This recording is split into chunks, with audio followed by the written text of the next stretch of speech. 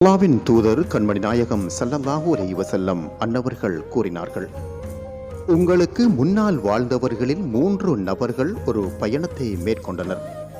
வழியில் மழை பெய்ததால் ஒதுங்குவதற்காக ஒரு குகைக்குள் புகுந்தனர். அவர்கள் உள்ளே சென்றதும் மலையில் இருந்து ஒரு மாபெரும் பாறை உருண்டு வந்து குகையின் வாசலை முற்றாக மூடிக்கொண்டது. அவர்கள் கதிகலங்கி நின்றனர். என்று நாம் செய்த தூய்மையான நன்மைகளை முன்வைத்து இறைவனிடம் பிரார்த்திப்பதைத் தவிர வேறு வழியே இல்லை என்று தங்களுக்குள் பேசிக்கொண்டார்கள்.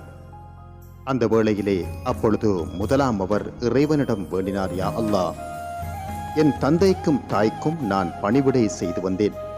தினமும் ஆடு மேய்த்து வந்து நான் கறக்கும் பாலை முதலில் அவர்களுக்கு கொடுத்த பின்னரே என் பிள்ளைகளுக்கு கொடுப்பேன். ஒரு நாள் நான் தாமதமாக வந்தபோது அவர்கள் உறங்கிவிட்டார்கள். அவர்களுக்கு தெரியாமல் பாலில் கை வைப்பதை நான் விரும்பவில்லை.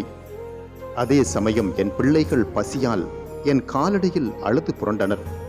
ஆனால் என் பெற்றோர் எழுந்து அந்த பாலை குடிக்க வேண்டும் என்பதற்காக கையில் பாத்திரத்தை ஏந்தியபடி விடியும் வரை அவர்கள் தலைமாட்டிலேயே நின்றேன். யா அல்லாஹ்,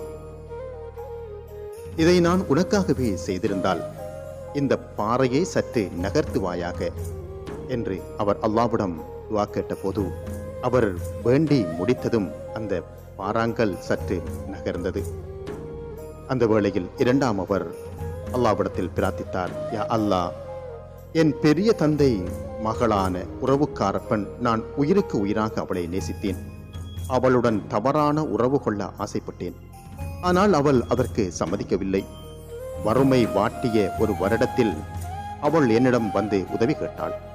அவளுக்கு நான் 120 பொற்காசுகளை கொடுத்து அதற்கு பதிலாக என் ஆசைக்கு இணங்கச் சொன்னேன்.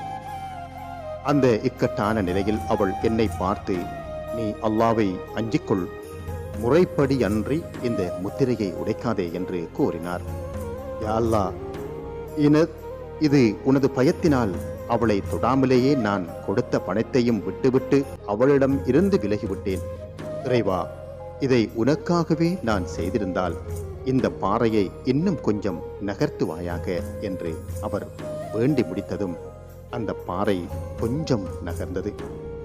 அப்பொழுது மூன்றாவது மனிதர் அல்லாஹ்விடத்தில் பிரார்த்தித்தார், யா அல்லாஹ், நான் பல வேலையாட்களை நியமித்திருந்தேன்.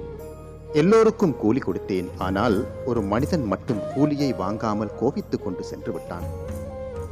அவருடைய கூலியை நான் முதலீடு செய்தேன். பல ஆண்டுகள் கழித்து அவர் வந்து தன் கூலியை கேட்டார்.